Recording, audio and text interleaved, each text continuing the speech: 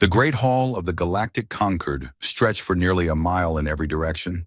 Its ceiling rose so high that clouds sometimes formed beneath the dome of transparent metal and glass. Representatives from 47 different species filled the curved rows of seats that circled the central speaking platform. Some breathe oxygen, others breathe methane or chlorine, sitting in sealed chambers that kept them alive. A few existed as pure energy, their forms flickering like flames trapped in magnetic bottles. Ambassador Elena Vasquez stood at the human delegation's modest platform, located near the back of the hall. 300 years ago, humanity had made first contact with the galaxy. 300 years of learning, adapting, and trying to find their place among the stars. And after all that time, humans still sat in the cheap seats. Elena was 52 years old, with gray streaks in her black hair and lines around her eyes that spoke of too many sleepless nights. She had served as Earth's voice in this chamber for 15 years. In that time, she had learned one painful truth above all others. The galaxy did not respect humanity. The galaxy barely noticed humanity at all. "The delegation from Earth may now present their proposal," announced the speaker, a towering crystalline being whose voice resonated through the hall like wind chimes in a storm. Elena stepped forward and activated her translation device. "Honored representatives of the Concord, Earth respectfully requests that the trade restrictions on human-manufactured medical technology be lifted. Our hospitals have developed treatments for 17 different diseases that affect member species. We wish only to share these advances and save lives." She paused, looking around the massive chamber. Most of the delegates were not even paying attention. The Cathari representatives, sleek insectoid beings with compound eyes, were engaged in what appeared to be a private business transaction. The Oravan, tall and thin with skin like polished silver, were reviewing data on personal screens. Only the Velthrani seemed to be listening, and that was never a good sign. The Velthrani were ancient. Their empire had spread across 1,000 worlds when humanity's ancestors were still learning to make fire. They resembled great serpents with arms, their scales a deep blue-black that seemed to absorb light. Their high speaker, a massive creature named Vethos, watched Elena with eyes like molten gold. "The Velthrani Dominion objects," Vethos said, his voice a low rumble that made Elena's bones vibrate. "Human medical technology has not been properly certified by Concord standards. We cannot allow untested treatments to spread through civilized space." Elena kept her expression calm. This was not the first time she had faced this particular wall. "With respect, High Speaker, we have submitted our research for review 17 times over the past 30 years. Each submission has been returned with requests for additional data. We have provided that data only to receive new requests. The certification process appears to have no end." Vethos made a sound that might have been laughter. Coming from a creature his size, it sounded like rocks grinding together. "Perhaps human science simply does not meet our standards. Perhaps you should spend another century or two developing your understanding before attempting to contribute to galactic civilization." Scattered laughter rippled through the chamber. Elena felt heat rise to her cheeks, but she kept her voice steady. "The people who could be saved by these treatments do not have a century to wait? Then they will die," Vethos replied simply. "Such is the way of things. The weak perish so that the strong may continue. Surely even humans understand this basic principle." Elena wanted to respond. She wanted to remind the High Speaker that compassion was not weakness, that the measure of a civilization was how it treated the most vulnerable. But she had given that speech before. It had changed nothing. "Earth withdraws its proposal," she said quietly. "We will resubmit when the Concord is ready to consider it fairly." She returned to her seat, where her aide, a young man named Thomas Wright, was waiting with barely contained frustration on his face. "Ambassador, we can't keep backing down. The people back home are losing faith in the diplomatic process." "I know," Elena said, "but what choice do we have? We don't have the power to force anyone to listen. All we can do is keep trying, keep hoping that eventually things will change." Thomas shook his head. "Will they, though? Will things ever really change?" Elena looked out at the vast chamber, at the dozens of species who had built empires while humanity was still in its cradle. She thought about her daughter Maria, who lived on a colony world called New Eden with her husband and 2 children. She thought about all the human worlds scattered across the stars, filled with people who just wanted to live their lives in peace. They have to, she said. They have to. Far from the Concorde Hall, on a military space station orbiting Mars, Admiral Marcus Chen stood before a wall of screens showing the disposition of Earth's defense forces. He was 63 years old with a soldier's bearing and the kind of eyes that had seen too much death. His uniform bore the symbols of a career that spanned 4 decades, including service in the border skirmishes that had marked humanity's early expansion into space. The numbers on his screens were not encouraging. Earth's fleet consisted of approximately 2,000 combat-capable vessels. It sounded like a lot until you compared it to the Velthrani Dominion's 14,000 ships, or the Cathari Syndicate's 8,000, or the combined fleets of the Concorde's other major powers. Admiral. His aide, Commander Sarah Webb, approached with a data tablet. The latest intelligence report from the frontier. Chen took the tablet and scanned its contents. His jaw tightened as he read. 3 more raids on human shipping lanes. Cathari pirates, operating with what looks like syndicate approval. 12 cargo ships lost. 247 crew members dead or missing. The syndicate claims no responsibility, sir. They say these are independent operators beyond their control. Of course they do. Chen set the tablet down. And the Concorde will accept that explanation, just like they always do. Just like they did last month, and the month before that. Commander Webb hesitated before speaking. Sir, there are officers in the fleet who are saying we should take action ourselves. Strike back at the pirates. Show the syndicate that attacking human ships has consequences. And start a war we cannot win? Chen shook his head. No, our orders are clear. We defend when attacked. We protect what we can. But we do not provoke conflicts with powers that could destroy us. How long, sir? How long do we let them pick us apart piece by piece?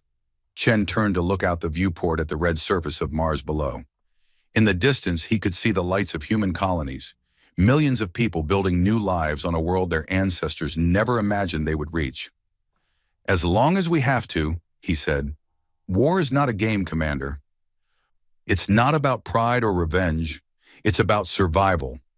Right now, the best way for humanity to survive is to endure, to be patient, to grow stronger quietly while the older species ignore us. And if they never stop ignoring us, if they decide to do more than ignore us? Chen was silent for a long moment. When he spoke, his voice was very quiet. Then God help them, because we won't. The Cathari Syndicate controlled more than 200 star systems, each one dedicated to generating wealth for the great merchant houses that ruled their society. They were traders and negotiators, deal makers and manipulators. They never fought wars themselves, but they were quite happy to profit from the wars of others. Syndicate Representative Chick-Sa sat in her private office aboard the Concorde station, reviewing the latest reports from human space. Her compound eyes processed information at speeds no human could match, analyzing trade flows and economic indicators with practiced ease. The humans continue to expand their colonial territory, she noted to her assistant. Their population has grown by 12% in the last decade. Their industrial output has nearly doubled. Should we be concerned? Her assistant asked. Concerned? No. The humans are a minor species. They lack the military strength to threaten us and the political influence to obstruct us. But they are useful. Chick-Sa's mandibles clicked in what might have been a smile. Their colonies produce raw materials at very low cost. Their workers accept wages that would be considered insulting elsewhere. And their desperation for acceptance in the Concorde makes them willing to agree to trade terms that heavily favor our interests. The recent raids on their shipping have disrupted some of that trade. A temporary inconvenience, nothing more. The raids serve a purpose. They remind the humans of their vulnerability. They encourage the humans to seek our protection, which we will graciously provide in exchange for even more favorable trade terms. Chick-Sa reviewed another data stream. The humans call themselves patient. They believe that if they simply endure long enough, the galaxy will eventually accept them as equals. They are fools. The galaxy will never accept them because we will never allow it. Their role is to serve, to provide, to be exploited. That is the natural order of things. And if they object to this arrangement, What can they do? Challenge the Syndicate? Challenge the Velthrani? Challenge the entire Concord? Chickasaw made a dismissive gesture. They are 300 years old. We are 30,000. They have 2,000 ships. We have 8,000. They are children playing at civilization, and children do not dictate terms to their elders. On the colony world of Proxima Centauri b, the closest human settlement to Earth, a woman named Dr. Sarah Okonkwo walked through the halls of the Central Medical Center. She was a xenobiologist, one of humanity's leading experts on alien physiology. Her research had contributed to some of the medical breakthroughs that Ambassador Vasquez had tried to share with the Concorde. Sarah was thinking about her daughter, Grace, who was 7 years old and waiting at home with her grandmother. Grace loved to hear stories about the aliens her mother studied. She would ask questions for hours, fascinated by the idea that the universe was full of strange and wonderful beings. Sarah wished she could share her daughter's innocent wonder, but she had worked with alien species for too long. She had seen how they treated humans, the casual contempt, the subtle discrimination, the constant reminder that humanity was young and weak and unimportant. Her communicator buzzed. She checked the message and felt a chill run through her. Dr. Okonkwo, please report to the director's office immediately. Urgent matter. She hurried through the corridors and found Director Yusuf Ali waiting for her, his face grave. With him was a man she didn't recognize, wearing the uniform of Earth's intelligence services. Dr. Okonkwo, the director said, this is Agent Michael Torres. He has something to show you. Torres activated a holographic display. It showed a star chart of human space, with dozens of points marked in red. Over the past year, Torres said, we have detected a series of unauthorized intrusions into human colonial territory. The intrusions were carried out by Oravan research vessels. They were conducting what they described as scientific surveys. But our intelligence suggests their true purpose was far more sinister. He changed the display to show images that made Sarah's stomach turn. Medical facilities, examination tables, children strapped down crying as silver-skinned Oravan technicians worked over them with instruments.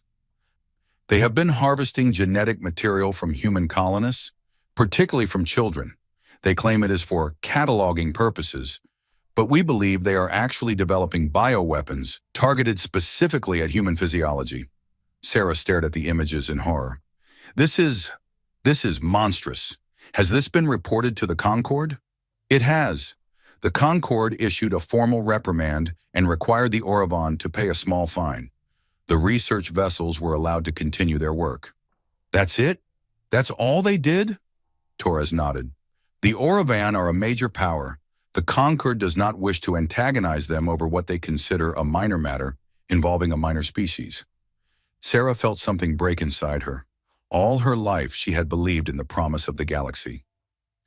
She had believed that if humanity just worked hard enough, proved themselves worthy enough, the older species would eventually accept them. But this was proof that acceptance would never come. The galaxy did not see humans as potential partners or future friends. The galaxy saw humans as resources to be exploited, subjects to be experimented on, children to be used and discarded. What can we do? She asked, her voice barely above a whisper. Officially, nothing. We continue to file protests. We continue to hope that something will change. Torres paused. Unofficially, there are those who believe that hope is no longer enough, that humanity needs to prepare for the day when patience is no longer an option. He handed her a data chip. If you're interested in learning more, this will tell you where to find us. We call ourselves The Reckoning, and we believe that someday the galaxy will learn to regret the way it has treated humanity. Sarah took the chip. She thought about Grace, about the images of children on examination tables, about a galaxy that would never see her daughter as anything more than a specimen to be studied. I'll think about it, she said, but in her heart, she had already decided. Deep in the asteroid belt beyond Neptune, far from any shipping lanes or observation posts, something stirred in the darkness. It had been growing there for nearly 200 years, hidden by distance and deception. The project had been started by leaders who knew that humanity's patience could not last forever. It had been continued by their successors, who understood that sometimes the only way to ensure peace was to prepare for war. The construction docks stretched for thousands of miles through the scattered rocks and ice. Robotic workers moved in perfect coordination, assembling ships of designs that no one outside this hidden facility had ever seen. The vessels were neither elegant nor graceful. They were functional. They were deadly. They were built for one purpose and one purpose only. In the command center at the heart of the facility, a woman named Admiral Zhang Wei reviewed the latest progress reports. She was 71 years old, and she had dedicated the last 40 years of her life to this project. She had never married, never had children. The fleet was her family. The mission was her life. "How many ships are combat ready?" she asked her aide. 14,217, ma'am. Another 3,000 are in final assembly and will be completed within the next 2 years. Zhang Wei nodded slowly. 14,000 ships. More than enough to match the Velthrani. More than enough to devastate the Cathari. More than enough to make the entire Concord think twice about ever threatening humanity again. And the Orpheus Protocol? Fully operational, ma'am. The system has been observing and analyzing alien communication, tactics, and psychology for the past 180 years. It has developed detailed profiles of every major species in the Concord, including predicted responses to various military scenarios. Good. Zhang Wei looked at the vast display showing the hidden fleet. Each point of light represented a warship that no one outside this facility knew existed. Each ship represented years of sacrifice, of resources diverted from other needs, of secrets kept even from humanity's closest allies. She hoped they would never have to use these ships. She prayed that humanity's patience would be rewarded, that the galaxy would eventually change, that the older species would learn to see humans as equals rather than prey. But she knew better. She had studied history, both human and alien. She knew that the powerful never surrendered their advantages willingly. She knew that respect was never given freely to those who could not demand it. Someday humanity would reach the end of its patience. Someday the galaxy would push too far, take too much, hurt too many. And on that day, this fleet would emerge from the darkness, and the universe would learn a truth that it had foolishly forgotten. There was nothing more dangerous than a patient creature that had finally run out of patience. Zhang Wei turned off the display and returned to her quarters. Tomorrow there would be more work to do, more ships to build, more weapons to develop, more preparations to make, and somewhere in the back of her mind, a small voice whispered that the day of reckoning was coming closer. Every insult, every injustice, every drop of human blood spilled and ignored was bringing that day nearer. The galaxy would not see it coming. The galaxy never did. In the Great Hall of the Concord, Ambassador Elena Vasquez was preparing for another session, another round of proposals that would be rejected, another day of enduring contempt with a professional smile. In the command center over Mars, Admiral Marcus Chen was reviewing casualty reports from the latest round of pirate attacks, his hands clenched into fists at his sides. In the medical center on Proxima, Dr. Sarah Okonkwo was holding a data chip in her hands, thinking about her daughter and wondering what kind of future awaited her in a galaxy that would never care about her safety. And in the darkness beyond Neptune, 14,000 warships waited in silence, their weapons cold, their crews ready, their purpose clear. Humanity was patient, but patience was not the same as weakness, and someday soon the galaxy would learn the difference. The colony on Kepler 442b was called New Hope. It was a fitting name for a world that represented everything humanity had dreamed of during its expansion into the stars. The planet had breathable air, drinkable water, and soil rich enough to grow crops from Earth. 12,000 people had made their homes there, building farms and schools and hospitals, raising families and planning futures. The Cathari came without warning. They called it a corporate security action. The official explanation was that a human trading company had violated a contract with the syndicate, and that the Cathari were simply collecting what they were owed. But the truth was much simpler. New Hope sat on land that the syndicate wanted. The humans were in the way. And in the cold calculation of the Cathari, removing them was merely a business expense. The attack lasted less than an hour. Syndicate warships descended from orbit, their weapons carving through the colonial defenses like a hot knife through butter. The small militia that tried to resist was obliterated in the first 5 minutes. After that, it was just slaughter. Marcus Chen received the news in his office over Mars. He sat in silence as the casualty figures climbed higher and higher. 3,000 dead, 5,000, 8,000. By the time the syndicate ships withdrew, satisfied that their security action was complete, 12,000 human beings had ceased to exist. An entire colony, wiped out in less time than it took to eat lunch. Chen's hands shook as he set down the report. In 40 years of military service, he had seen death in many forms. He had fought pirates and criminals and rogue elements of his own species, but he had never witnessed anything like this. An entire world, full of innocent people, destroyed for profit. "Sir," Commander Webb's voice was hollow, "the Concorde has issued its ruling on the incident." "Let me guess," Chen said. "It's been classified as a civil dispute." "Yes, sir. The Concorde has determined that the Cathari acted within their rights under interstellar commercial law. They have recommended that humanity file a complaint through the standard arbitration process. The standard process takes 20 years. "Yes, sir." Chen stood and walked to the viewport. Mars hung below, red and ancient, a world that humanity had transformed through centuries of patient effort. He thought about New Hope, about the families who had built their lives there, about the children who would never grow up. "Get me a secure line to Earth," he said. "I need to speak with the Chancellor." Chancellor David Park was 58 years old, a former diplomat who had risen to lead Earth's government through a combination of patience, intelligence, and an unshakable belief in the power of peaceful engagement. He had spent his entire career building bridges between humanity and the other species of the galaxy.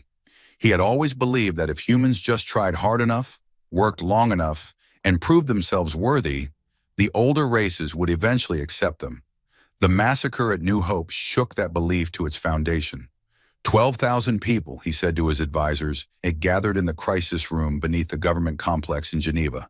12,000 human beings, murdered, and the Concorde calls it a business dispute. "The Cathari have significant economic influence in the Concorde," said Foreign Minister Liu Wei.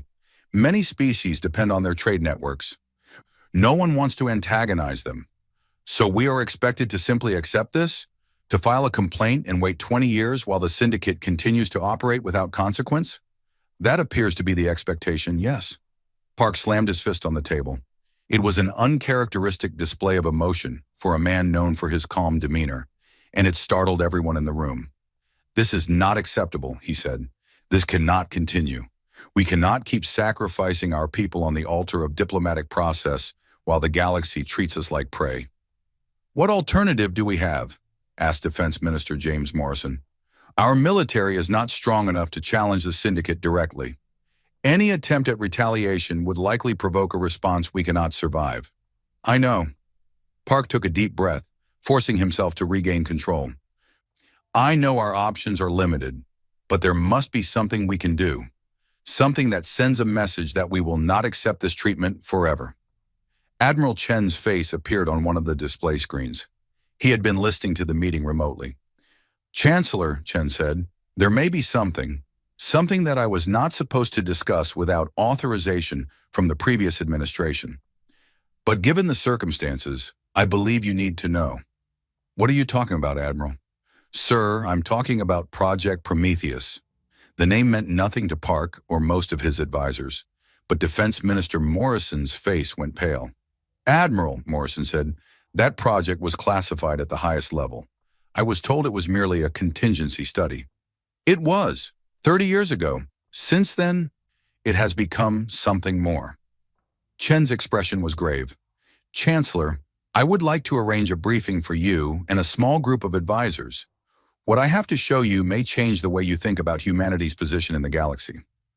The meeting took place 2 weeks later in a secure facility buried deep beneath the Rocky Mountains. Park brought only his most trusted advisors, Morrison, Liu, and Admiral Chen himself. What they saw there changed everything. "My God," Park whispered, looking at the holographic display of the hidden fleet. "How is this possible? How did we build all of this without anyone knowing? The project began over 200 years ago, Chen explained. The leaders of that time understood that humanity's peaceful approach to galactic relations might not last forever. They established a secret construction program hidden in the outer reaches of the solar system, designed to build a military force capable of defending humanity against any threat. 14,000 ships, Morrison said, his voice awed. That's more than the Velthrani Dominion. Yes, and our ships are more advanced. We've had 2 centuries to develop new technologies while the older species have grown complacent. Their weapons and defenses haven't significantly changed in thousands of years. Ours have never stopped improving. Park stared at the display for a long moment. Why wasn't I told about this when I took office? The previous chancellor believed you would not approve. He thought your commitment to peace might lead you to shut down the project. Chen met Park's eyes. Was he wrong? Park considered the question carefully. His entire career had been built on the belief that violence was never the answer, that patience and diplomacy could solve any problem. But 12,000 people were dead on New Hope, and the Concord had done nothing. I don't know, he admitted, but I'm glad the project exists. Even if we never use these ships, knowing they're there, he paused. It changes things. It gives us options, Chen agreed. Options we didn't have before. What else should I know about? Chen hesitated. There is one more thing, the most sensitive part of the entire project. He entered a command and a new display appeared. It showed a complex network of connections, like a brain made of light. We call it the Orpheus Protocol. It's an artificial intelligence system designed for one purpose, to analyze and understand every other species in the galaxy, their psychology, their tactics, their weaknesses, their fears. An AI? Liu looked alarmed. The Concord has strict laws against artificial intelligence above a certain level of complexity. The Concord's laws do not apply to projects they don't know exist, and Orpheus is unique. It doesn't just analyze data. It thinks, it learns, it predicts. We have been feeding it information about every major species for nearly 200 years. It knows them better than they know themselves. What exactly can it do? Chen's expression was grim. If we ever go to war, Orpheus will know our enemies' moves before they make them. It will identify weaknesses we could never find on our own. It will turn every battle into a foregone conclusion. He paused. Chancellor, with this fleet and this system, we could defeat any power in the galaxy, perhaps all of them combined. The room was silent. Park felt the weight of the knowledge pressing down on him. For 3 centuries, humanity had endured insults and exploitation because they believed they had no choice. Now he knew that choice had always existed. The question was whether he would ever be forced to make it. We will keep this secret, Park finally said. We will continue our diplomatic efforts. We will not seek war. He looked at Chen. But if war comes to us, if the galaxy pushes us beyond what we can endure, we will be ready. Yes, sir, Chen said. We will be ready. The years that followed seemed designed to test humanity's patience to its absolute limit. The Orovane continued their research expeditions to human colonies.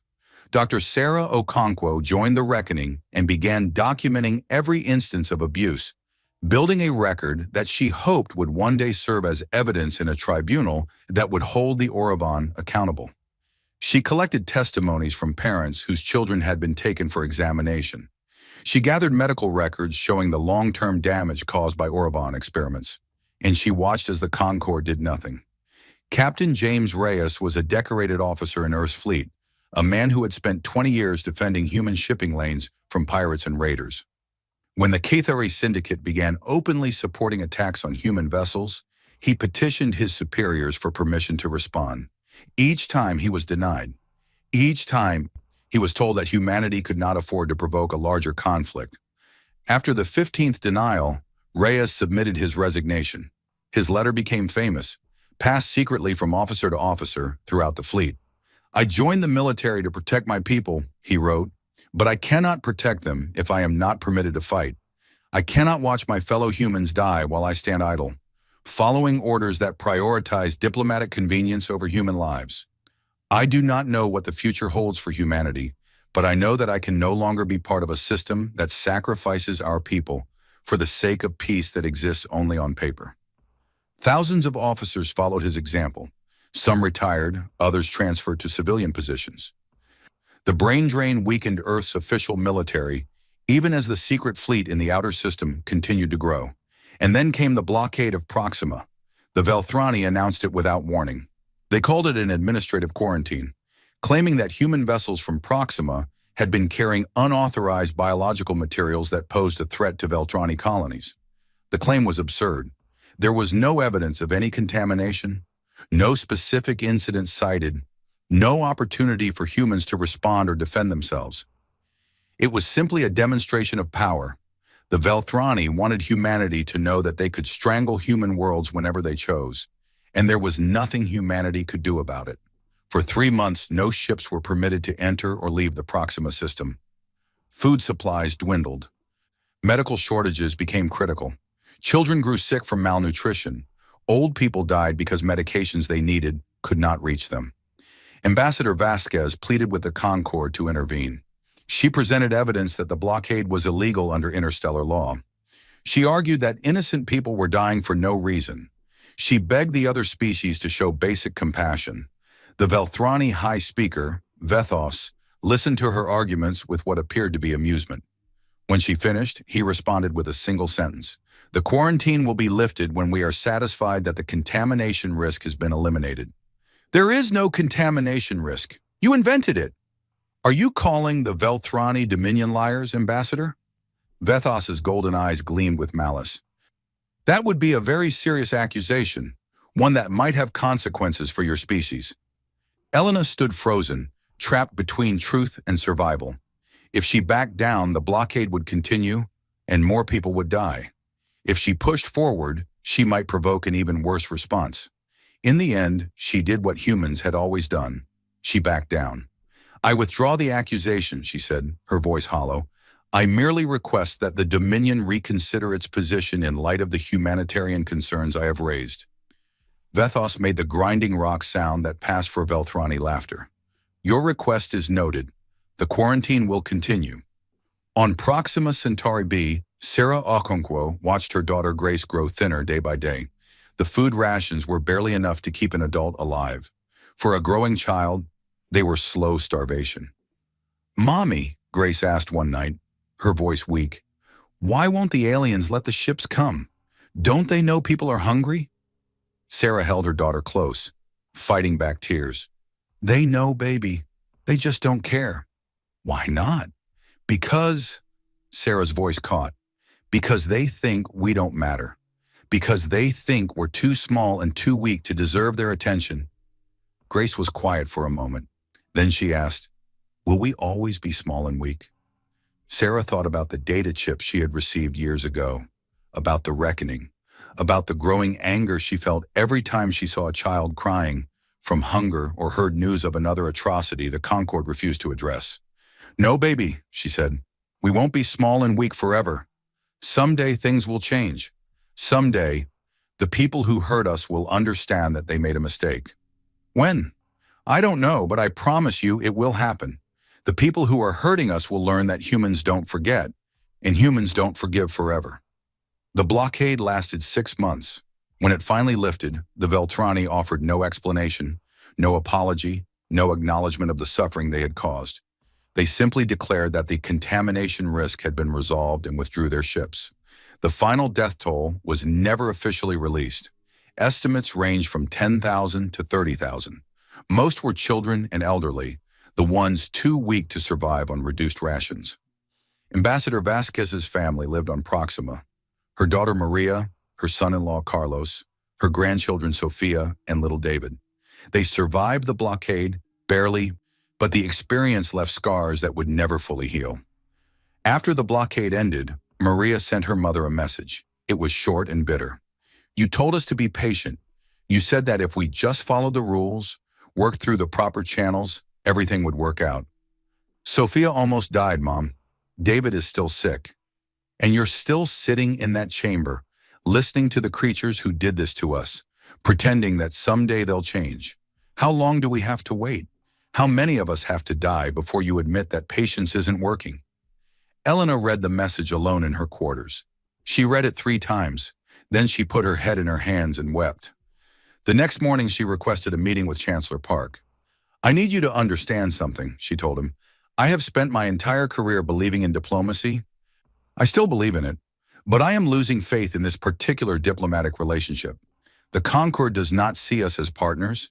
They see us as victims, and victims do not become equals through patience alone. Sometimes victims have to show that they are capable of fighting back." "What are you suggesting?"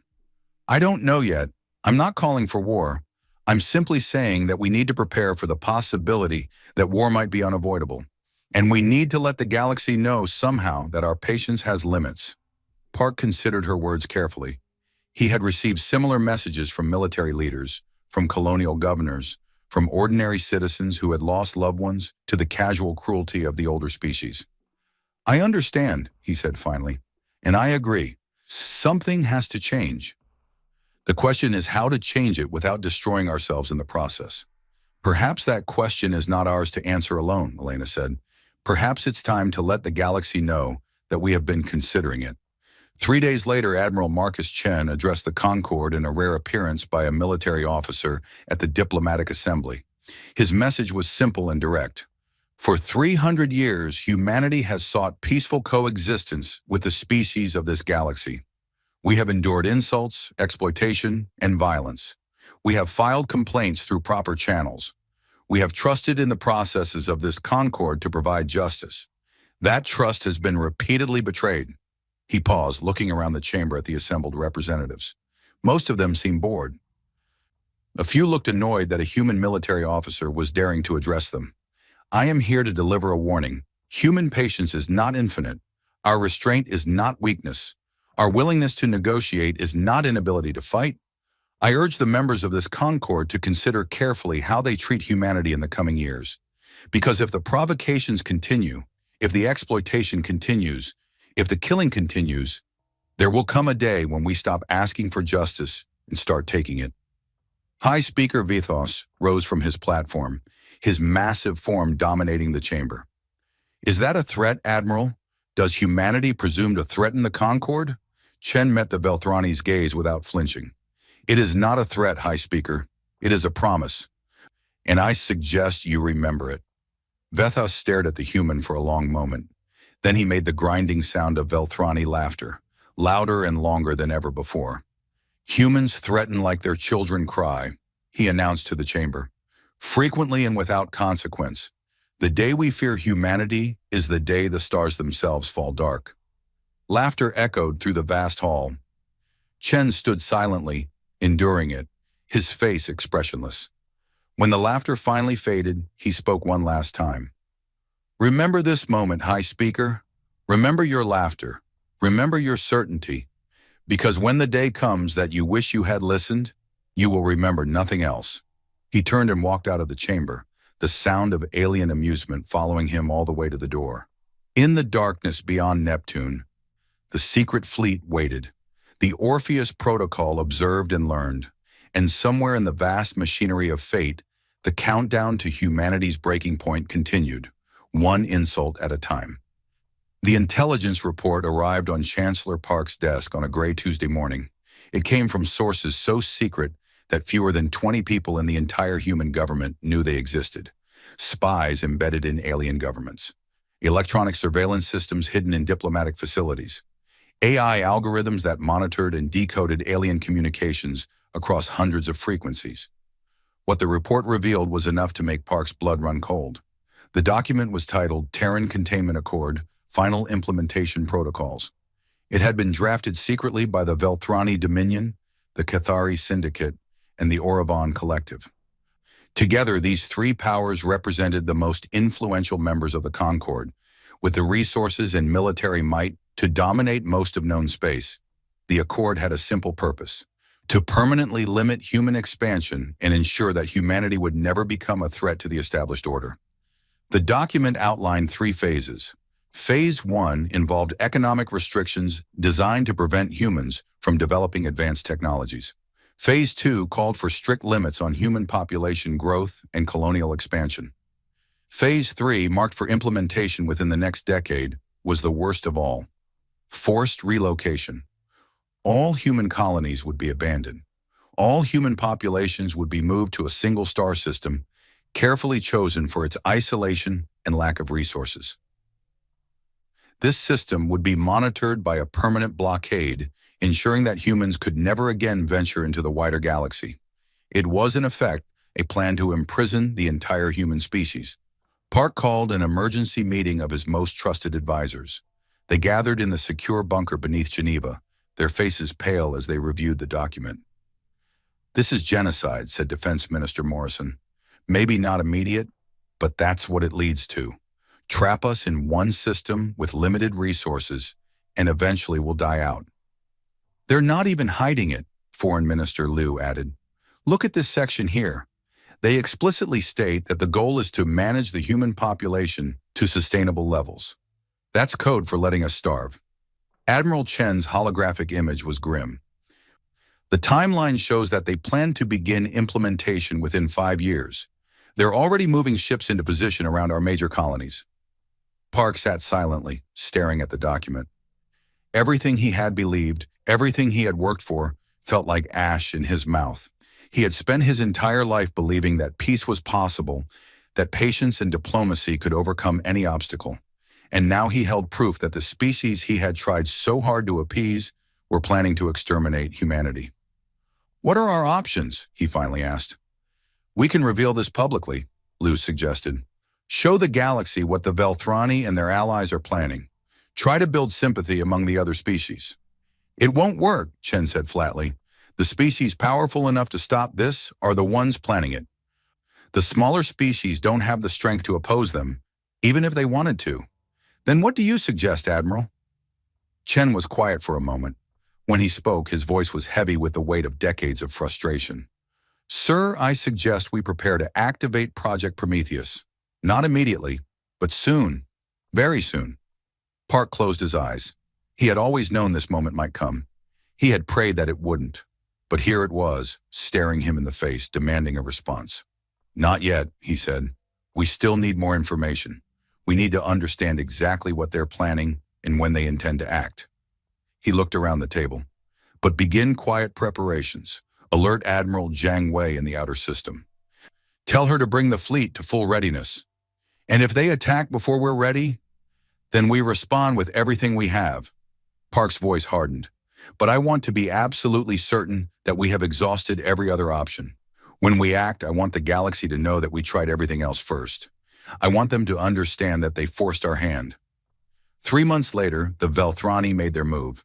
New Eden was humanity's oldest and most beloved colony world. It had been settled in the early days of human expansion, when the dream of spreading among the stars was still fresh and full of hope. Over the centuries, it had grown into a thriving civilization of nearly 50 million people. Its cities were monuments to human creativity. Its universities produced scientists and artists and thinkers who enriched all of human culture. Ambassador Vasquez's family lived on New Eden. Her daughter Maria and son-in-law Carlos had moved there after the blockade of Proxima, seeking a safer place to raise their children. Sophia was 12 now, bright and curious and dreaming of becoming a starship captain someday. David was 8, quieter than his sister, happier with books than adventures. Elena cherished every message she received from them, every photo of the children growing up, every video of family celebrations. In a life filled with diplomatic disappointments, they were her greatest joy. The Velthrani fleet arrived without warning. 30 warships dropped out of faster-than-light travel in orbit over New Eden, their weapon systems already powered and ready. Commander Thexal, a veteran of 100 military operations, transmitted a single message to the colonial government. "The Velthrani Dominion has declared this world to be in violation of the Terran containment protocols. All human inhabitants are ordered to prepare for immediate relocation. Any resistance will be met with appropriate force." The colonial governor tried to negotiate. She pointed out that no Terran containment protocols had ever been formally announced or agreed to. She asked for time to consult with Earth. She begged for an explanation. Thexal's response was brief. "Compliance is not optional. You have 1 hour to begin evacuation procedures. After that, We will proceed with enforcement measures. Word of the ultimatum reached Earth within minutes. Chancellor Park convened another emergency meeting, but there was little they could do. New Eden was too far away for immediate military support. The official fleet was too small to challenge 30 Velthrani warships. All they could do was watch and wait and hope that diplomacy would prevail. On New Eden, the hour passed. The colonists did not evacuate. They gathered in the streets of their cities, holding signs and singing songs, peacefully protesting an order they considered unjust. They believed that even the Velthrani would not attack unarmed civilians. They believed that basic decency would prevail. They were wrong. Commander Thexal observed the demonstrations on his tactical display. The humans filled the plazas and parks of their cities, their voices raised in defiance. To him, they looked like insects swarming around a nest that was about to be destroyed. "Commander," his tactical officer reported, "the humans are not complying with the evacuation order. Shall we deploy ground forces?" Thexal considered the option briefly. Ground combat would be time-consuming and would result in Velthrani casualties. There was a simpler solution. Negative. Target the largest population centers. Begin orbital bombardment. "Sir, those are civilian targets. The Concord laws." The humans are not full members of the Concord. They do not have protection under Concord law. Execute the order. The first plasma strike hit the capital city at 14:32 local time. The blast vaporized everything within a 3-mile radius instantly. Buildings, vehicles, people, all ceased to exist in a flash of light and heat. The shock wave spread outward, flattening structures and killing thousands more. 11 seconds later, the second strike hit, then the third, then the fourth. When the bombardment finally stopped, 2.3 million human beings were dead. Among them were Maria and Carlos Vasquez, along with their children Sofia and David. They had been attending a community gathering in the Central Plaza when the first blast hit. They never knew what happened. On Earth, Chancellor Park watched the destruction on his display screen. The images were transmitted by surviving cameras on the surface, showing the smoking craters where cities had once stood. The audio feed carried the sounds of screaming and weeping, and the crackle of flames consuming everything that remained. He sat in silence for a long time. His advisors spoke around him, their voices rising in shock and anger and grief, but he heard none of it. He was looking at the ruins of everything he had believed in. Patience had not saved those people. Diplomacy had not protected them. Compliance with the rules had not prevented the slaughter. His communicator buzzed with an incoming message. It was from Ambassador Vasquez. "David," she said, and her voice was the voice of a woman whose soul had been torn in half. "David, my family was there. Maria, Carlos, the children. They're all... She couldn't finish the sentence. She didn't need to. Park felt something shift inside him. It was like a door opening in his mind, a door he had kept locked for his entire life. Behind that door was rage, pure, cold, terrible rage. The kind of rage that came only when a person realized that everything they had tried to prevent had happened anyway. "I know," he said quietly. "I know, Elena. And I promise you, I promise on my life and my honor and everything I have ever believed, that this will not go unanswered." He ended the call and turned to face his advisors. His expression had changed. The diplomatic calm was gone, replaced by something harder and colder and infinitely more dangerous. "Get me Admiral Chen," he said, "and connect me to Admiral Zhang Wei in the outer system. It's time to activate Prometheus." "Sir," Morrison said cautiously, "are you certain? Once we begin, there's no going back." Park's gaze was steady. 2.3 million people, children, Morrison, families, murdered while they sang songs and held signs and believed that the universe would protect them. There is no going back from that. There is only going forward. 1 hour later, David Park addressed the United Earth Assembly. His speech was broadcast across all human worlds on priority channels. It was also transmitted on every galactic communication frequency, ensuring that every species in the Concord would hear what he had to say. He stood at the podium in Geneva, wearing a simple black suit. There was no script, no teleprompter, no prepared remarks. He spoke from memory and from the heart. For 300 years, humanity has sought peace with the species of this galaxy. We asked only to be treated with basic dignity. We offered friendship and cooperation. We followed every rule, obeyed every protocol, accepted every insult and injury in the hope that patience would eventually be rewarded. He paused, his eyes sweeping across the assembled representatives and the cameras that carried his words to the stars. Today, 2.3 million of our people were murdered. They were not soldiers. They were not warriors. They were families, children, old people who had worked their whole lives and deserved to rest in peace. They were killed because they existed, because they were human, because the Velthrani Dominion decided that our species does not deserve to live. His voice remained calm, almost conversational, which made the words even more chilling. We filed complaints through proper channels. We trusted the Concord to provide justice. We believed that if we simply followed the rules, everything would work out. He shook his head slowly. We were fools. The Concord has no interest in justice for humanity. The Concord exists to protect the powerful from the consequences of their actions. And today, that ends. He leaned forward slightly, his gaze intense. For centuries, you have mistaken our patience for weakness. You have confused our mercy with inability. You have convinced yourselves that humans are harmless, that we can be exploited without consequence, that we will endure any abuse rather than fight back. His voice dropped lower, becoming almost a whisper. You were wrong. You were so terribly, tragically wrong. And now you will learn the truth that our own history should have taught you. He straightened, and when he spoke again, his voice carried the weight of 3 centuries of accumulated grievance. There is nothing in this universe more dangerous than a human being who has stopped hoping for peace.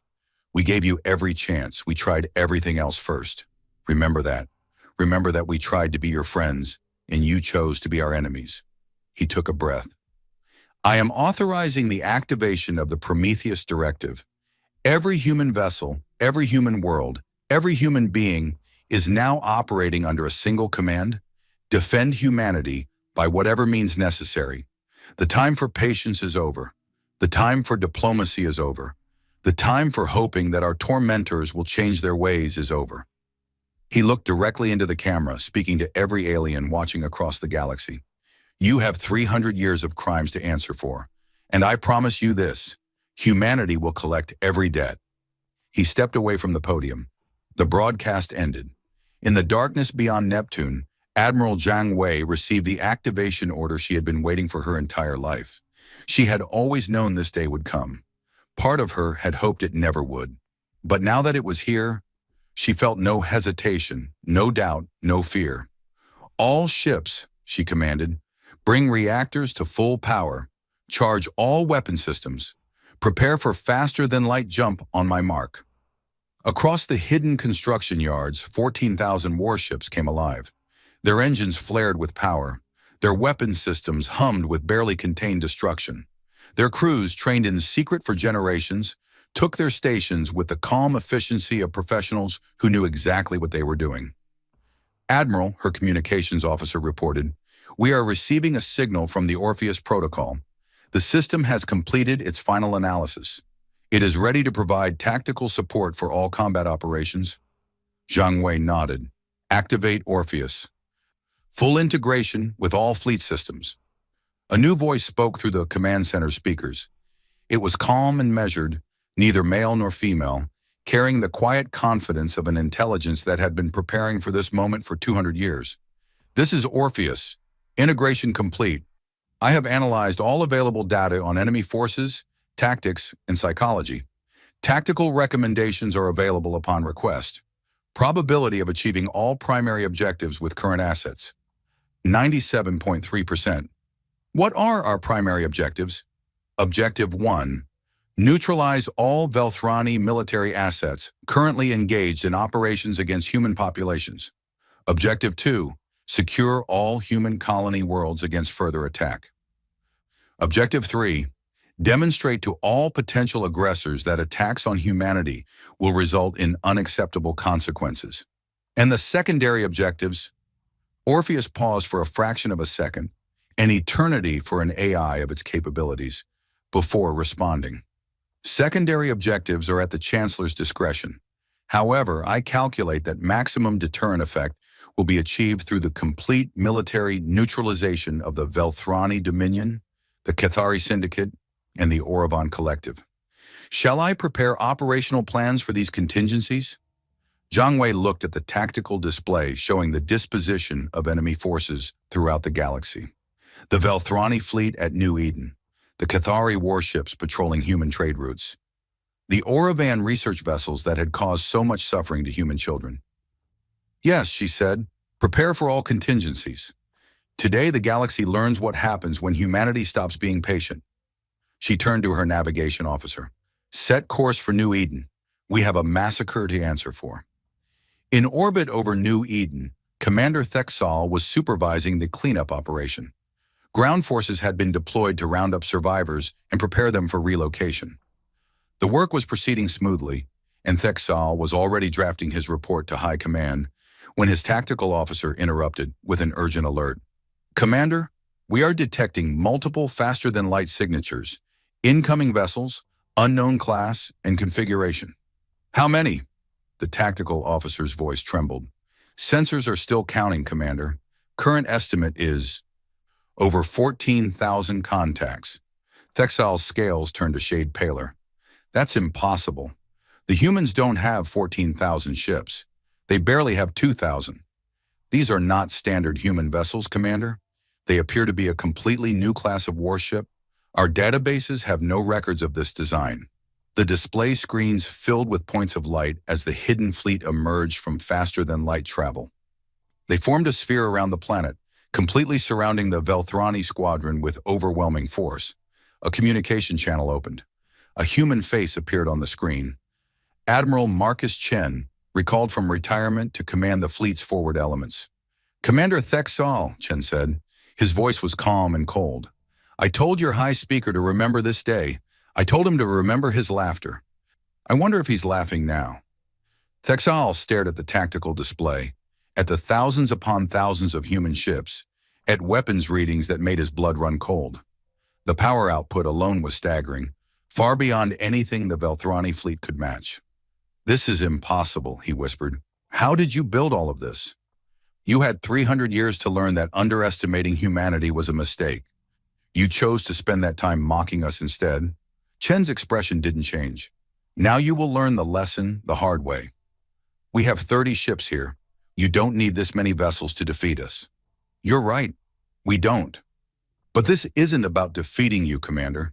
This is about sending a message. This is about making sure that everyone in the galaxy sees what happens when humanity's patience finally runs out. Chen paused, and when he spoke again, his voice carried the weight of 2.3 million dead. For New Eden, for every human you murdered, for every child who will never grow up, for Maria and Carlos and Sofia and David Vasquez. This is for them. The human fleet opened fire. 19 minutes later, there were no Velthrani ships left in orbit over New Eden.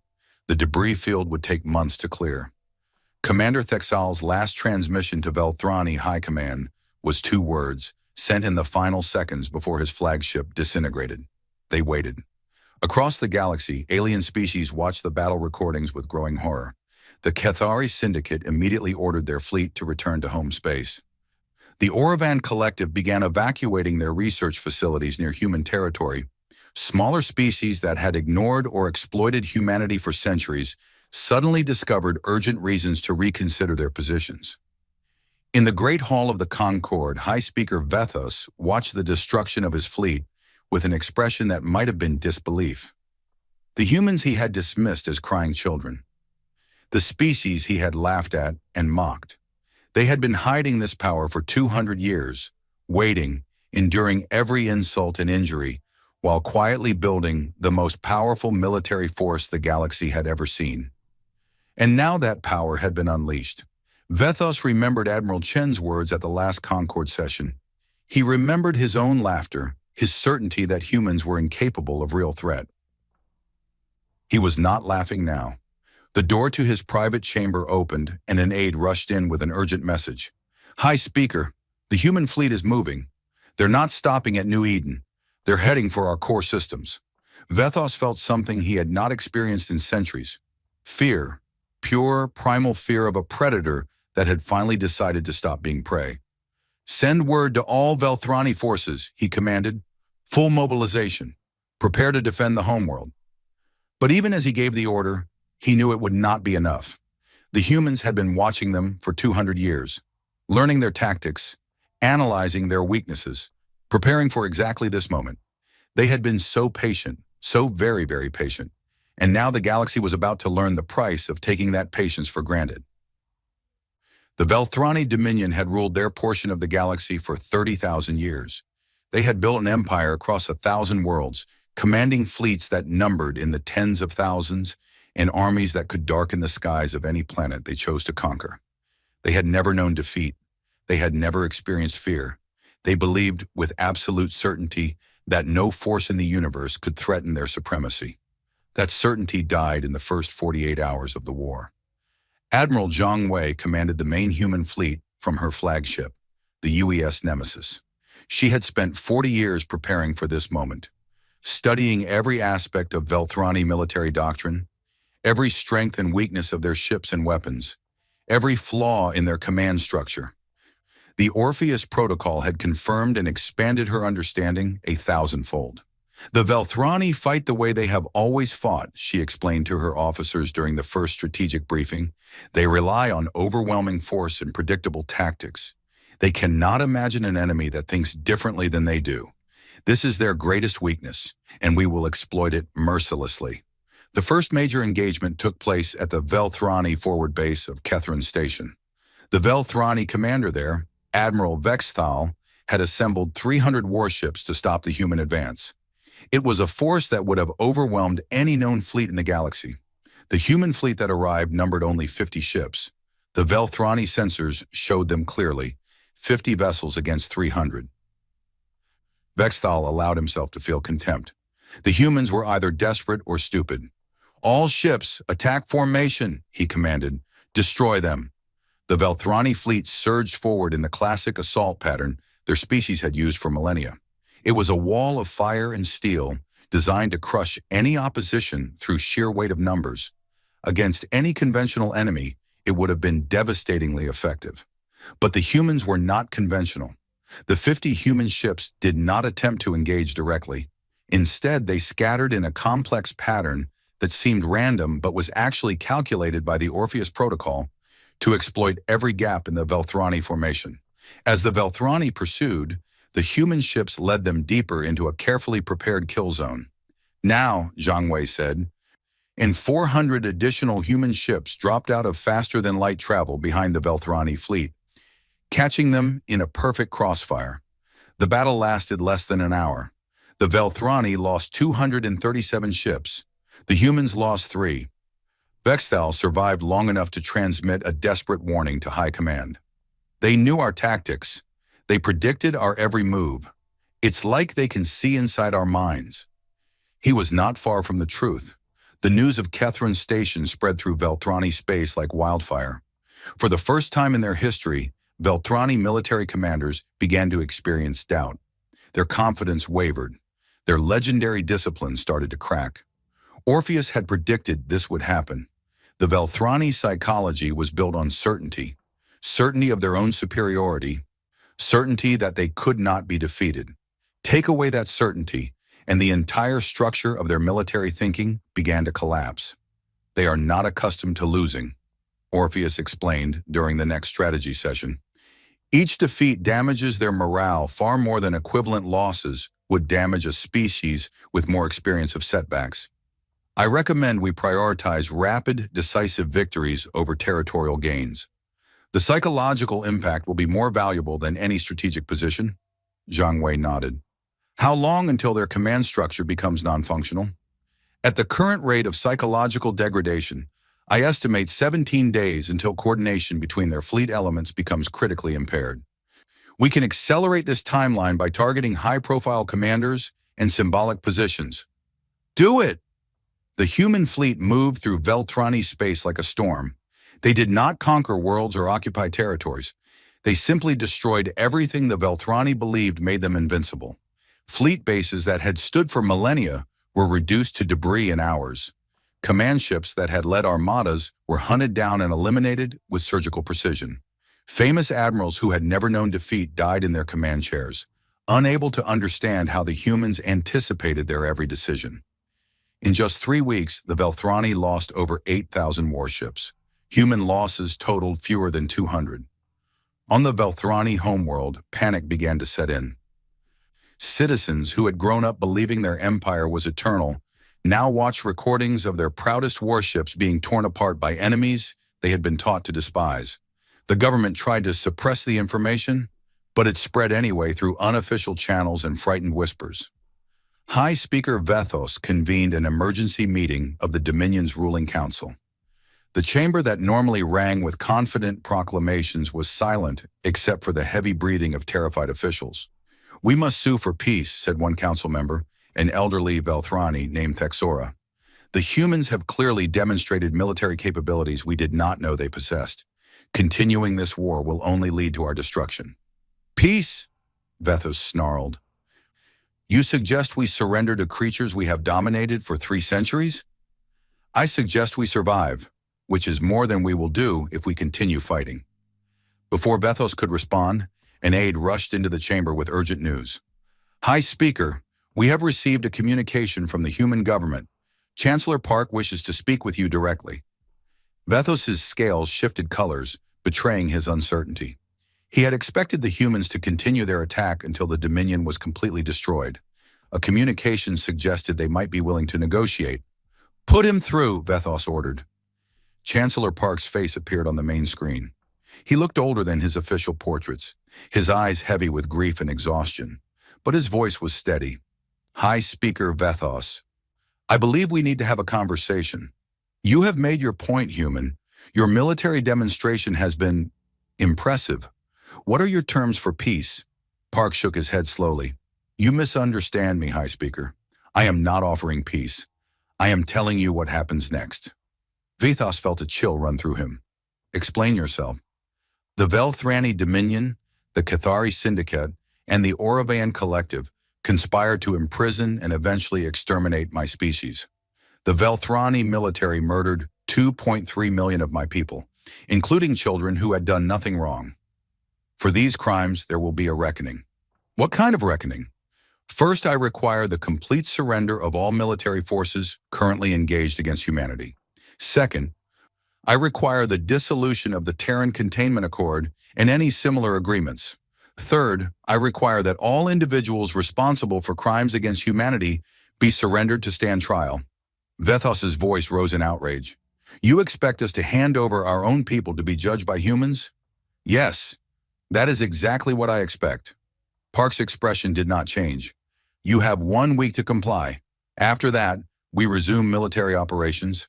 And High Speaker, we will not stop until every guilty party answers for what they have done, even if that means destroying every ship, every base, and every government building in the Dominion." "You would not dare. The other species would never permit—" "The other species are not in a position to permit or forbid anything. The Cathari Syndicate has already surrendered. Their entire corporate fleet laid down arms 2 days ago rather than face destruction. The Auravan Collective is evacuating their leadership as we speak. As for the rest of the conquered," Park allowed himself a cold smile, "they are watching very carefully to see what happens to those who made humanity their enemy. I suggest you give them a lesson worth remembering." The transmission ended. Vethos stood in silence for a long moment. Around him, the council members waited, their fear almost visible in the air. "High Speaker," Thexora said quietly, "we must consider the possibility that resistance is no longer viable. The alternative is—" "I know what the alternative is." Vethos's voice was hollow. "I know what we must do." The surrender of the Velthrani Dominion was broadcast across the galaxy. For the first time in 30,000 years, the most powerful military force in known space admitted defeat. The images of Velthrani warships powering down their weapons and opening their hangars for human inspection sent shockwaves through every species that witnessed them. Meanwhile, the other members of the Terran Containment Accord fared little better. The Cathari Syndicate, for all its wealth and influence, had no stomach for war. Their society was built on profit, not honor, and the calculation was simple. Fighting humanity would cost more than surrendering. Within a week of the first human offensive, the syndicate's ruling houses had agreed to cease all hostile operations and pay massive reparations to the species they had exploited. Syndicate Representative Chicks-I, who had once spoken so confidently about humanity's role as servants, was arrested by her own people and handed over to human authorities. She would be among the first defendants in the war crimes tribunals that followed. The Oravan Collective attempted to flee. Their leaders loaded themselves onto fast ships and scattered in every direction, hoping to escape to neutral space where the humans could not reach them. They did not understand what they were dealing with. The Orpheus Protocol had been tracking Oravan leadership movements for decades. It knew their escape routes before they did. Human ships were waiting at every destination, ready to accept the surrender of frightened officials who had nowhere else to run. Captain James Reyes, the officer who had resigned in protest years earlier, had been recalled to active duty and given command of a frigate called the UES Justice. His first mission was to enter Oravan home space and deliver a message.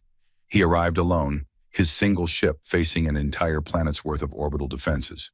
The Oravan commanders watched him approach on their screens, uncertain what to make of this seemingly suicidal act. Reyes opened a communication channel. "This is Captain James Reyes of the United Earthship Justice. I carry a message from humanity to the Oravan Collective." "One ship," an Oravan commander responded. "You come to threaten us with one ship?" "I don't need more than one ship." Reyes smiled without warmth. "I'm not here to fight, I'm here to demonstrate." Over the next 3 hours, the Justice systematically disabled every orbital defense platform around the Oravan homeworld. Reyes did not destroy them, he simply rendered them useless, shutting down their power systems and weapons with surgical strikes that caused no casualties, but left no doubt about human capabilities. When he finished, he sent another message. "Your defenses were designed by the best military minds your species has produced. The Orpheus Protocol analyzed them in 17 seconds and developed countermeasures in 12. This is what we could do to you at any time, without warning, without your permission, and without any possibility of resistance. Humanity has decided not to destroy the Oravan Collective. But if you give us reason to reconsider that decision, we can change our minds very quickly." The Oravan surrendered the next day. In the Great Hall of the Concord, now mostly empty, as many species had fled or locked themselves in their diplomatic quarters, the remaining representatives gathered to hear humanity's demands. Ambassador Elena Vasquez stood at the central platform. She had requested this assignment personally. It was, she said, something she needed to do. For 300 years, humanity asked this Concord for justice. We came to you with evidence of crimes. We pleaded for intervention. We trusted that the systems you had built would protect all species equally. Her voice was steady, but the pain beneath it was unmistakable. You ignored us. You mocked us. You told us that our suffering was not important enough to warrant your attention. She paused, looking around at the alien faces watching her. My daughter died on New Eden. My son-in-law. My grandchildren. Sophia was 12 years old. She wanted to be a starship captain. David was 8. He loved to read. They are gone now, vaporized by Velthrani weapons, while this Concord did nothing. Several representatives shifted uncomfortably. A few tried to look away. I could hate you all. Part of me does. But humanity has not come here for revenge. We have come for accountability. We want the galaxy to acknowledge what was done to us. We want those responsible to face justice. And we want guarantees that this will never happen again to any species. She activated a display showing the long list of grievances humanity had filed over 3 centuries.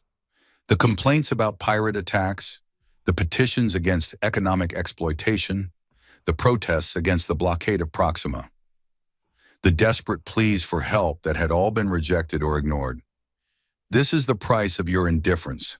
Every item on this list represents human lives lost or damaged because you chose to look away. We will read this entire list into the official record.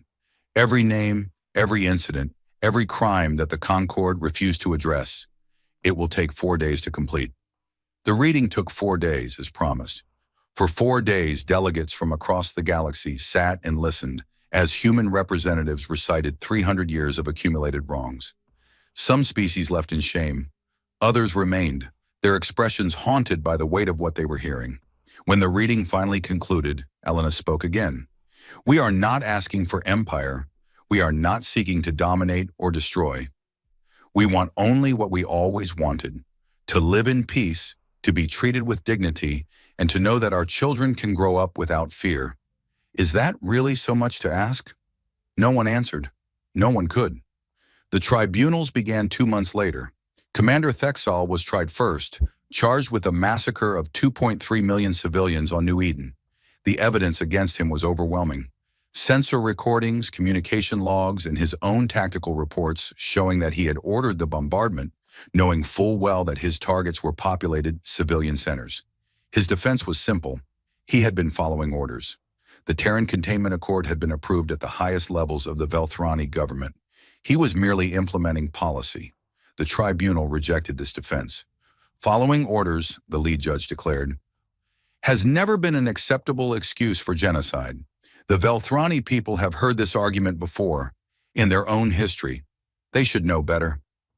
Thexal was found guilty and sentenced to life imprisonment on a human penal colony. He would spend his remaining years surrounded by the species he had tried to exterminate, dependent on their mercy for his survival. High Speaker Vethos faced his own trial shortly afterward. The charges against him were even more extensive.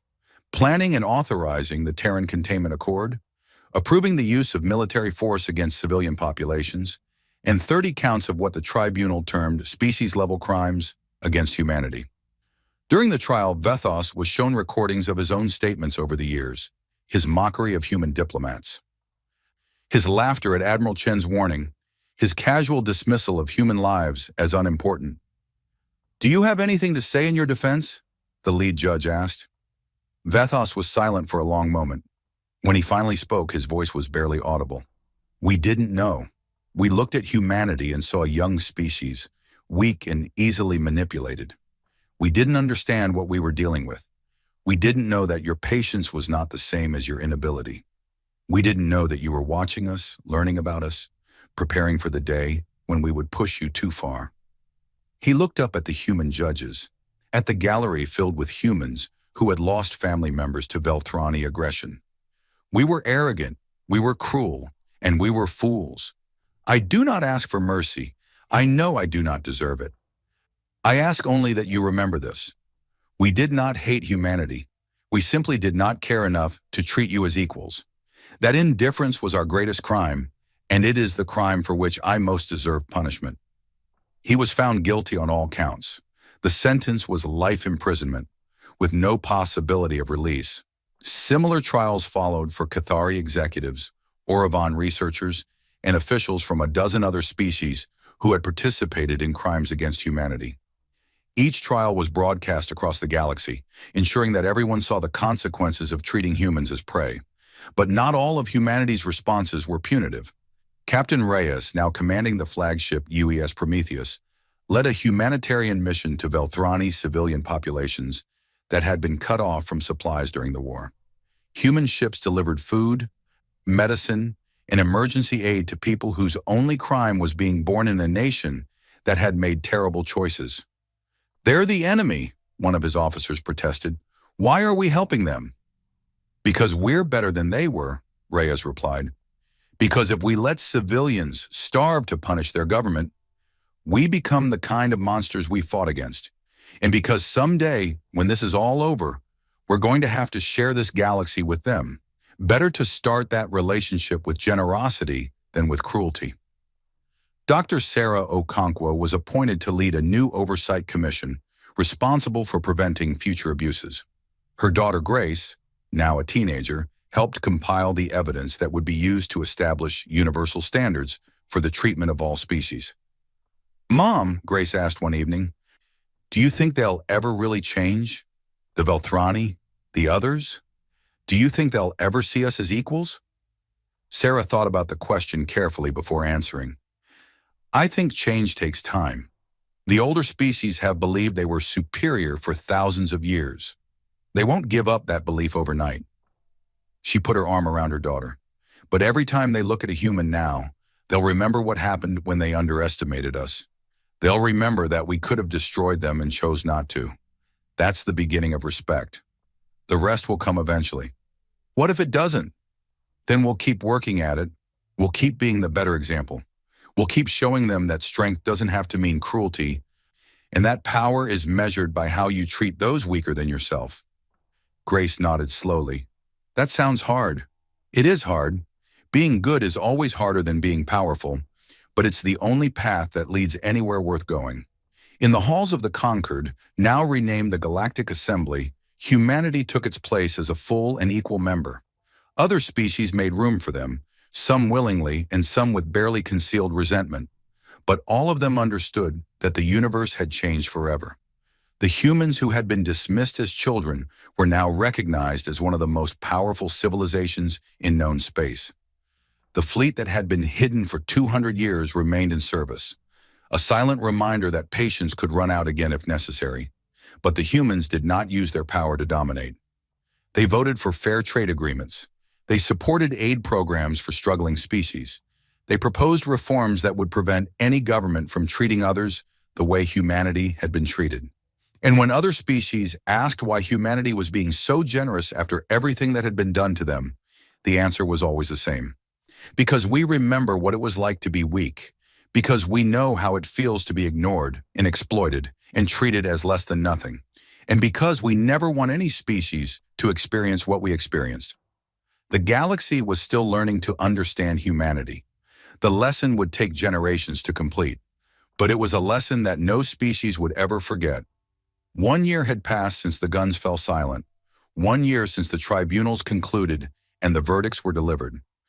1 year since the galaxy began the slow process of learning to live with the humanity it had underestimated for 3 centuries. The changes were visible everywhere. The Galactic Concord had been dissolved, its charter torn up, and its institutions disbanded. In its place stood the Galactic Assembly, a new organization built on principles that the old Concord had claimed to embrace but never actually practiced. Every species had equal voting rights regardless of their age or military power. Disputes were resolved through binding arbitration with real enforcement mechanisms, and a new court system had been established to try crimes against any species, with judges drawn from across the galaxy to ensure fairness. Humanity held a permanent seat on the Assembly's Executive Council, along with veto power over any resolution affecting core security matters. Some species grumbled about this arrangement, arguing that it gave humans too much influence. The response was always the same. Humanity had earned that influence through 3 centuries of patience, followed by a demonstration of power that no one wanted to see repeated. Chancellor David Park stood in his office in Geneva, looking out at a city that had become the diplomatic capital of the galaxy. Alien vessels filled the skies now, bringing representatives from dozens of species to negotiate, trade, and simply meet the humans they had ignored for so long. His aide entered with a data tablet. "Sir, the final reports from the reconstruction effort on New Eden." Park took the tablet and reviewed its contents. The numbers were encouraging. The cities destroyed by the Velthrani bombardment were being rebuilt, better than before. Memorials had been constructed in every major settlement, honoring the 2.3 million who had died, and a new population was arriving. Families from across human space who wanted to help restore the colony that had come to symbolize human resilience. "How many settlers arrived this month?" 12,000, sir. We're getting applications from all over. People want to be part of rebuilding." Park nodded. "Good. Keep me updated." After his aide left, Park returned to the window. His reflection stared back at him, older and more tired than he had been a year ago. The weight of everything that had happened showed in the lines of his face and the gray in his hair. He had not wanted to go to war. He had spent his entire life believing that violence solved nothing. But when his people were murdered, when his diplomats were mocked, when the powers of the galaxy conspired to imprison humanity forever, he had made the only choice he could make. He did not regret it, but he would carry the burden of it for the rest of his life. A communication signal chimed. He answered it and found Admiral Marcus Chen on the screen, calling from his retirement home on Mars. "Chancellor, how are you holding up?" "Surviving, Admiral. You?" "The same." Chen's expression was thoughtful. "I've been thinking about something something that bothers me. What's that? We won. We beat them so badly that they'll never forget it. But I keep wondering, did we do the right thing? We showed the galaxy that we're capable of terrible violence. We made them fear us. Is that really what we wanted? Park considered the question carefully before answering. I think about that too. Every day. He paused. I don't know if we did the right thing. I only know that we did the necessary thing. The galaxy would never have treated us fairly as long as they believed we were weak. Now they know we're not weak. What happens next depends on what we do with that knowledge. And what will we do? We'll try to be better than they were. We'll try to build something that works for everyone, not just the powerful. And we'll hope that's enough. Chen nodded slowly. I hope so too, for all our sakes. Far from Earth, on the Velthrani homeworld, a different kind of rebuilding was taking place. The Dominion had been reduced to a fraction of its former size. Only 3 star systems remained under Velthrani control, each one monitored by human observation stations that ensured compliance with the peace terms. The great fleets that had once commanded fear across the galaxy were gone, their ships either destroyed or decommissioned. The proud empire that had ruled for 30,000 years was now dependent on the mercy of the species it had tried to exterminate. For many Velthrani, this was a humiliation beyond endurance. They retreated into bitterness and resentment, cursing the humans and dreaming of revenge. But others began to ask uncomfortable questions. In a school on the outskirts of the Velthrani capital, a young student named Vex Thora sat in a history class, listening to a lecture about the recent war. The teacher was explaining the official version. Humanity had launched an unprovoked attack using hidden weapons developed in violation of galactic law. The Dominion had been defeated only through treachery and deceit. Vex Thora raised her hand. Teacher, I have a question. Yes? If humans are so evil and treacherous, why are they sending food to our cities? Why are they helping us rebuild our hospitals? The ships that bring aid have human crews. I've seen them. The teacher's expression hardened. Those are propaganda efforts. The humans want to confuse us, to make us forget what they did. But what did they do? I mean, before the war, what did we do to them first? The silence in the classroom stretched for a long moment. The teacher seemed uncertain how to respond. That is not relevant to today's lesson, he finally said. Please pay attention to the approved curriculum. But Vex Thora could see that she was not the only student with questions. All around her, young Velthrani were exchanging glances, silently acknowledging what the older generation refused to admit. Something had gone wrong, and it had not started with humanity. After class, Vex's Thora went to the library and began searching for information about the war. The official sources repeated the same propaganda she had heard in class. But there were other sources, human broadcasts, neutral species reports, testimony from the tribunals, that told a very different story. She read about the massacre at Kepler 442b, about the blockade of Proxima, about the Terran Containment Accord and its plan to imprison humanity forever. She read about 3 centuries of insults and exploitation, filed complaints and ignored protests, patience tested again and again until it finally broke. When she finished, she sat in silence for a long time, trying to process what she had learned. The humans had not started this war.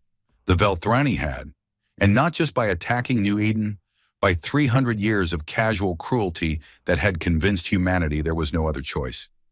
Vex Thora thought about her grandparents, who spoke of the old days with pride. She thought about her parents, who had accepted the official story without question, and she thought about her own generation, growing up in the shadow of defeat, wondering how the mighty Dominion had fallen so far. Maybe, she thought, the fall had started long before the war. Maybe it had started the moment the Velthrani decided that some species were worth less than others.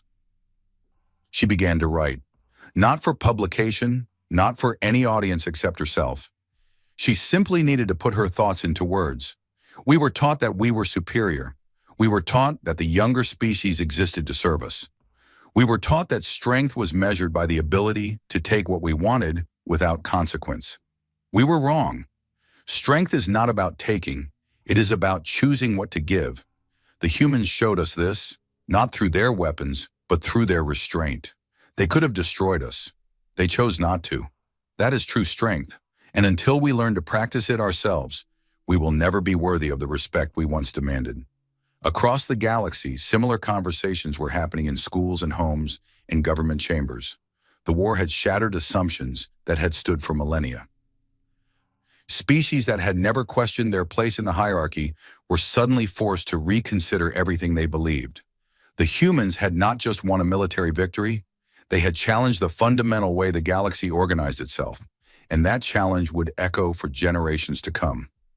On New Eden, the memorial to the 2.3 million dead stood at the center of the capital's main plaza. It was a simple structure, a wall of black stone bearing the names of every victim, arranged not by importance or status, but by the random chance of alphabetical order. A senator's name appeared next to a farmer's, a scientist's next to a child's. In death, all were equal. Admiral Chen had retired there, as he had planned. He spent his days helping with the reconstruction effort, his nights sitting by the memorial and remembering everyone he had lost over his long career. One evening, he was joined by Ambassador Elena Vasquez. She had stepped down from her diplomatic post after the war. Unable to continue representing humanity to species she could no longer pretend to trust. Now she lived quietly on New Eden, near the spot where her daughter and grandchildren had died. They sat together in comfortable silence, watching the sun set over the rebuilt city. "Do you think it was worth it?" Elena finally asked. "Everything we went through, everything we sacrificed, was it worth it?" Chen thought about the question for a long time before answering. "I don't know if worth it is the right way to think about it. Nothing can bring back the people we lost. No victory can heal the wounds we carry." He paused. "But I think we created something that didn't exist before, a chance for real change, a possibility that the galaxy can become better than it was. And if it doesn't, if they go back to treating us the way they did before? They won't, they can't. We made sure of that." Chen's expression was calm but firm. "The fleet is still out there. The Orpheus Protocol is still active. If the galaxy forgets the lesson we taught them, we can remind them. But I don't think we'll have to. I think most species genuinely understand now that treating others as inferior is dangerous. Not just because the victims might fight back, but because it corrupts the species doing the mistreating." Elena nodded slowly. "I hope you're right. I want to believe that this made a difference. That Sophia and David and all the others didn't die for nothing. They didn't, I promise you that." Chen reached over and took her hand. "The galaxy will never be the same because of what happened here, and your grandchildren are part of that legacy. Their names are on this wall, and every species in known space knows what that wall represents. They will be remembered forever." Elena looked at the memorial, at the thousands of names carved into the stone. She thought about Sophia, who had wanted to be a starship captain, about David, who had loved his books, about Maria and Carlos, who had built a life together and lost it in an instant of alien cruelty. "Forever," she repeated softly. "Yes, I suppose that's something." They sat together until the stars came out, two old soldiers keeping vigil over the dead. Dr. Miner. Sarah Okonkwo's office at the Galactic Standards Commission was filled with paperwork. Every day brought new cases, new complaints, new species struggling to adapt to a galaxy where the rules had suddenly changed. She was reviewing a report on Oravon compliance when Grace knocked on her door. "Mom, you have a visitor." Sarah looked up, surprised. She didn't have any appointments scheduled. "Who is it?" "A Velthrani. He says his name is Thexanal. He's the nephew of Commander Thexal." Sarah's expression hardened. Thexal was the officer who had ordered the bombardment of New Eden, the man responsible for 2.3 million deaths, now serving a life sentence on a human prison world. Why would his nephew want to see me? He says he wants to apologize, on behalf of his family. Sarah considered refusing. The wounds from the war were still fresh, and she had no desire to relive them by meeting with relatives of war criminals. But something made her pause. "Send him in." Thexanal was young by Velthrani standards, barely a century old. He entered the office with his scales dulled, a sign of shame and submission in his species. His eyes were fixed on the floor. "Dr. Okonkwo," he said, his voice barely above a whisper, "thank you for seeing me. I know I have no right to ask for your time." "You don't?" So why are you here? Thexanol finally looked up, and Sarah saw something she had not expected. Genuine grief. I came to say that I am sorry, not because I expect forgiveness. I know that is not possible, but because someone needed to say it. My uncle did terrible things. My family supported him. My species created the conditions that made those things possible. None of that is acceptable. None of it can be undone. But I wanted you to know that some of us understand that. Some of us are trying to be different. Sarah studied him for a long moment. Words are easy, Thexanol. What are you actually doing to be different? I teach now. At a school on my homeworld, I teach young Velthrani the truth about what we did. Not the propaganda, but the real history. The children are angry when they learn it. They feel betrayed by their own culture. But they need to know. They need to understand so they can make better choices than their ancestors did. That's dangerous work. Your government doesn't approve of that kind of teaching. No, they have tried to stop me several times. But I keep going, because if we don't face what we were, we can never become what we should be. Sarah felt something shift in her heart. She had spent years hating the Velthrani, and with good reason. But hatred was exhausting, and it changed nothing. Here was a young alien trying to break the cycle of cruelty that had defined his species for millennia. Maybe that was worth something. What do you want from me? She asked. I want to learn. I want to understand humans better, so I can teach my students more accurately. I want to know what humanity values, what you believe in, what makes you willing to be patient for so long, and then capable of such terrible violence when patience runs out.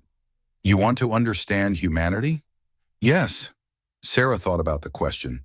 It was, in a way, the question that every species was now asking. The galaxy had seen what humanity could do. Now they wanted to know why.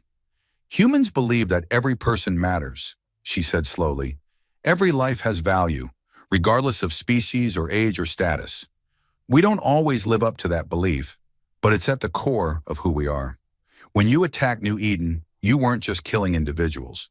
You were attacking that fundamental belief. You were saying that human lives didn't matter. That's why we responded the way we did. Not because we wanted revenge, but because we couldn't accept a universe where that belief was wrong. Thexanol listened intently. And now, after the war, do you still believe that every life has value? Even Velthrani lives. Yes, even Velthrani lives. Sarah met his eyes. That's why we're helping your people rebuild. That's why we sent food and medicine to your civilian populations. That's why your uncle is in prison instead of dead. Because if we abandoned our beliefs whenever they became inconvenient, they wouldn't really be beliefs at all. Thexanol was quiet for a moment. Then he bowed, a gesture of deep respect. Thank you, Dr. Okonkwo. I will try to teach my students what you have taught me. See that you do. And Thexanol? Yes? Tell them about Grace, my daughter. She almost died during the blockade of Proxima before the war. Tell them that a human child nearly starved because the Velthrani wanted to demonstrate their power. And tell them that the same child is now working to build a galaxy where no other children will suffer the same way. That's the difference between taking and giving. That's what strength really looks like.